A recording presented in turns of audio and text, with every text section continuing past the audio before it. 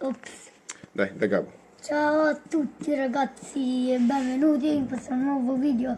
Oggi farò l'unboxing dei Monster Flex. Ci sono anch'io ragazzi, Mostri. Ci sono anch'io ragazzi e sono Lupus. E ora apriamo. Sono curiosissimo di vedere che c'è. Guarda! Guarda! Cos'è questo? Aspetta che... Prendiamo un foglietto. Andiamo. Wow, ma è pesante. È proprio, ha una bella consistenza di oggetto.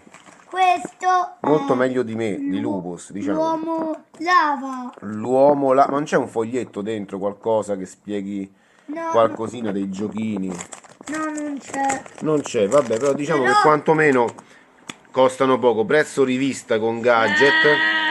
E mi sa che la rivista è la busta stessa, perché dentro non c'è alcuna rivista. Vabbè, sì, la rivista diciamo che è la busta stessa. Questo Lupus. sì, va bene. Lupus, Sì, che ne dici di fare un altro video con questo che è un mostro e noi dovevamo scappare? vediamo un po'. Intanto voglio vedere, guardate questo uomo lava. Aspetta, guarda, può fare anche così. Mettiamolo dritto, facciamolo vedere ai bambini. Vai. Ciao a tutti. Sono il mostro uomo lava. È bello, infatti. Sì, sì. Oh, guarda, ha anche parlato. Aspetta, no, era Giulio, quel tuo fratello era. Guarda, ha pure parlato. Forse è animato. Forse è animato.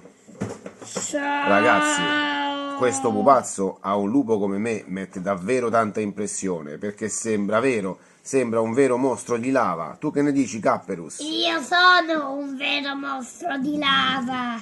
Va bene, allora io vi saluto, cliccate qui e qui. Ah, guardate quanto mette. Apri la bocca, guarda che paura che fa quando gli apri la bocca.